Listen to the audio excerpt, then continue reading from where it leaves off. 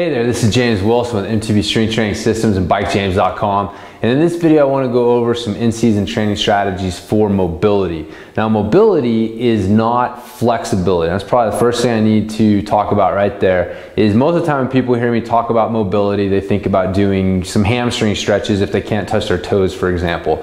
But mobility is a lot more than just flexibility. It's a coordinated effort between a bunch of muscles to create movement. So, some muscles may need to relax so they don't interfere with the movement. Some muscles may need to contract to create the movement. Other muscles may need to contract to stabilize the joint so that you can create movement at that joint. So, different muscles have different roles during movement, and it boils down to a lot more than just the length of one or two muscles when you look at how well do you move. And so it all boils down to the brain and how it controls movement. So what I've got here is a little illustration here to show you that, and also the three things, the three components of mobility. You have muscle tension, you have muscle length, which is where flexibility comes in, and then you have control. Basically, how does your brain control the muscles to create different movements,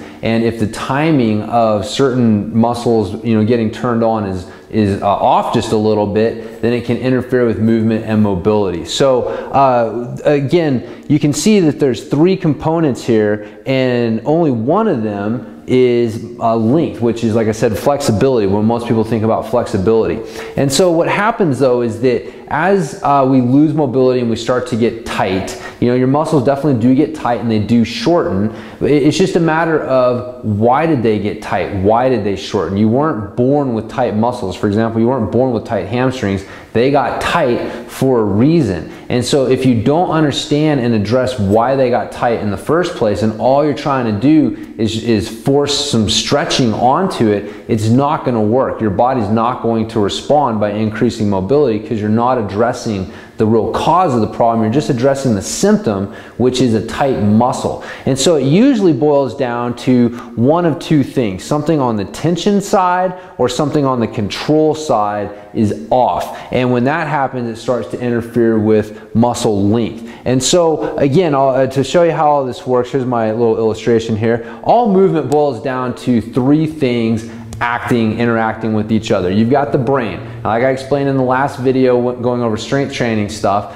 that your muscles are dumb. They don't know anything. All they know how to do is create tension by contracting and then relaxing. And your brain controls the muscles and tells them when to turn on and how hard to contract and how much to turn on. So your brain sends the signals to the muscles, and then the muscles act at the joints. This is my little bone drawing here, as best I could do there. Definitely not an art major, but anyways, so your bones, the muscles act at the joints, joints with the bones, and that's how they create movement. So again, when you're going to curl your arm, your bicep creates movement at the elbow joint, and that's how you create that movement there. So it's these three things interacting with each other that ultimately create movement and how well you move. So two things can go wrong here. So again, the first thing that I mentioned was tension. Now, what happens is your brain will send a signal to the muscle to tell it to contract. So when we start to move, so for example, on our bikes,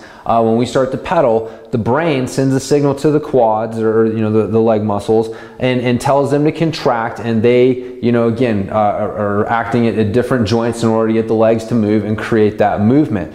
So the stronger the signal, the stronger your legs are going to contract. Again, like I mentioned, that's the reason I can curl this pin here, and I can curl a 50-pound dumbbell, is because with a pin, very small signal to contract. With a 50-pound dumbbell, much larger signal to contract. And so that's how your brain controls that. Now, what happens though is as your brain is sending these contract signals, so let's say it's just sending a ton of them, you're on a ride, and over the course of a bunch of rides, it's just continually sending this contract signal. There's a lot of tension running through these muscles. Well, what starts to happen is your body starts to respond to that by developing more tension in the muscles. It's called muscle tone. You know, some muscle tone is good. You want muscle tone in muscles because that's what helps you stand up, but you don't want excessive muscle tone because that is your muscles getting too tight.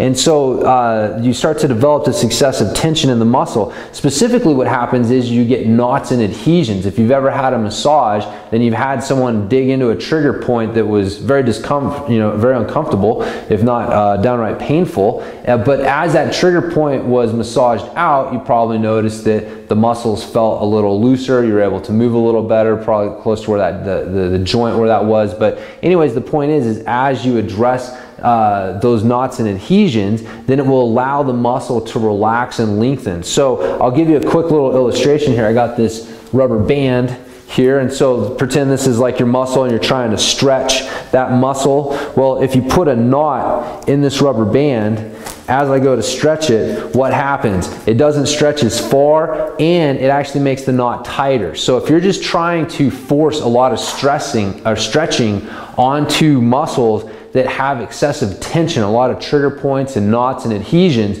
your body's not going to let the muscles lengthen. You're not addressing the underlying cause, which is that excessive tension, so you need to address that. Now the other thing, like I mentioned, is control. And so what happens is you have your you have your main muscles, but you also have smaller muscles around the joints here that help stabilize the joint. And so you need those joints to be stable in order to effectively run movement.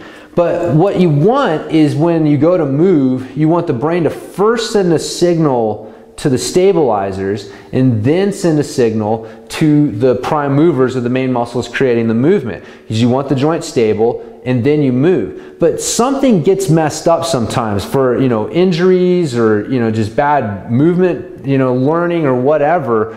You start to that gets screwed up, and so this signal doesn't quite get all the way to the stabilizers before the prime movers get turned on. So you actually start to move before the joint is stable. So a good example would be the shoulders. If I don't contract my lat to stabilize the shoulder joint as I press over my head, what's going to happen is my joint's going to come up. My shoulders will raise a little bit. I'll catch that at some point and continue to press, but the damage is done. My joint has been pulled out of alignment and it's in a bad position. Your brain recognizes this as a bad thing. And so it will start to interfere with the muscle in a couple of ways. One, it's not going to send as strong of a contract signal. It's actually going to reduce the signal that it's sending to the muscle because it knows the joint's not stable. It can't handle a full-on, as strong as you can be. So we have to back off a little bit. Plus, it's going to send a secondary signal to the muscle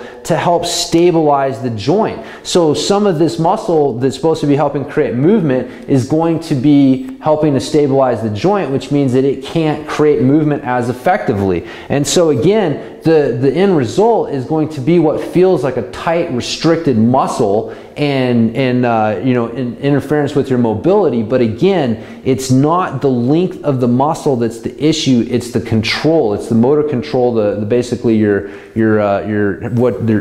order that your brain is doing things. Are we stabilizing and then moving, or are we moving and then stabilizing? And so anyways, either one of these, having excessive tension or bad motor control, will lead to length issues and stiffness in the muscle. And so we need to address all of these, and a lot of times people have issues with all three of these things. So you have to address all three of these things in order to see good sustained progress with your mobility. And so tension, this is where foam rolling, using the tiger tail or the stick, a lacrosse ball or tennis ball, anything that allows you to dig into the muscle and really get in there and find the trigger points, the knots and adhesion, and work them out. Once you've done that, then you can do some stretching. So we do need to address muscle length. But with stretching, while there is room for a place for static stretching, but even when you're static stretching, you want to make sure that you're trying to relax into the stretch. That's the biggest mistake, again, that people make.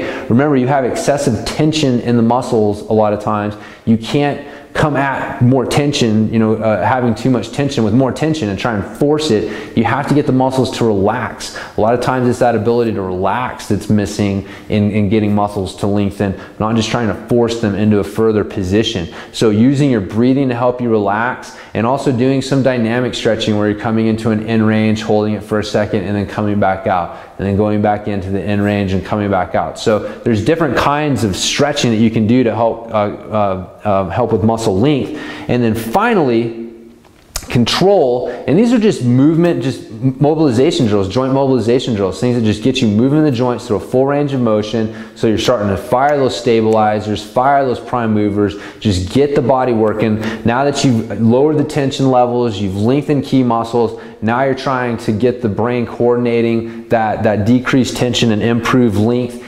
into better motor control and helping you move better. So these three things are what need to be addressed in order to have a good mobility program.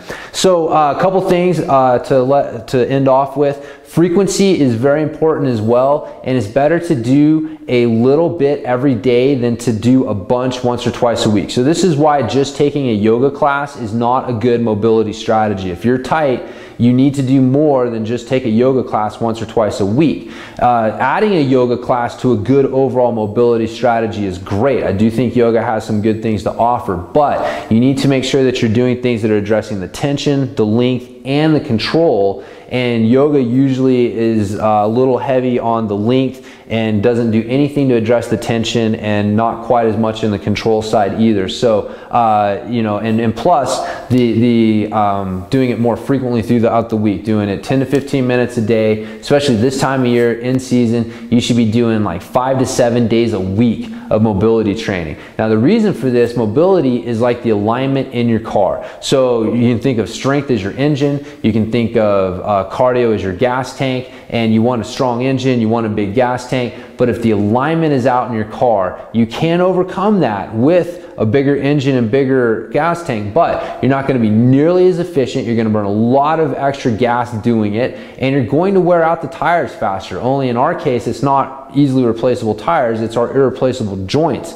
that get worn out when they're out of alignment. So that's why the mobility is so important, because as you start to lose that, you're going to start interfering with how efficiently your body can move and deliver power, which means that it's going to not be able to do as much with your energy reserves, because you're going to be wasting some of it with inefficient movement, and you're going to start seeing your strength erode, you're going to start seeing your cardio erode. And so you want to hang on to your mobility levels with everything that you've got during the riding season. It should be your #1 training priority during this time of year is mobility. Every day you should be trying to do at least 10 to 15 minutes of some sort of mobility work, adhering to this. Some foam rolling, some dynamic stretching, focusing on like the quads, the hips, the shoulders and chest area. I mean, those are the areas that really seem to bother a lot of riders.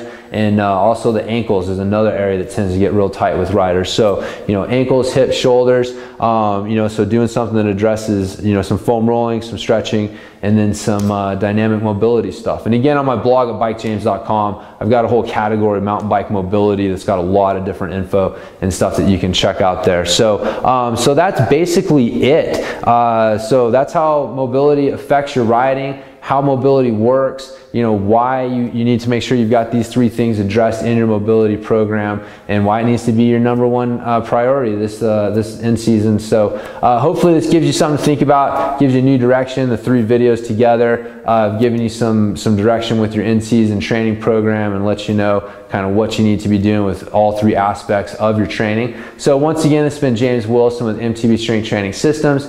You can check me out on the web at bikejames.com. Hope you've enjoyed this in-season training series, and I'll talk to you in my next one.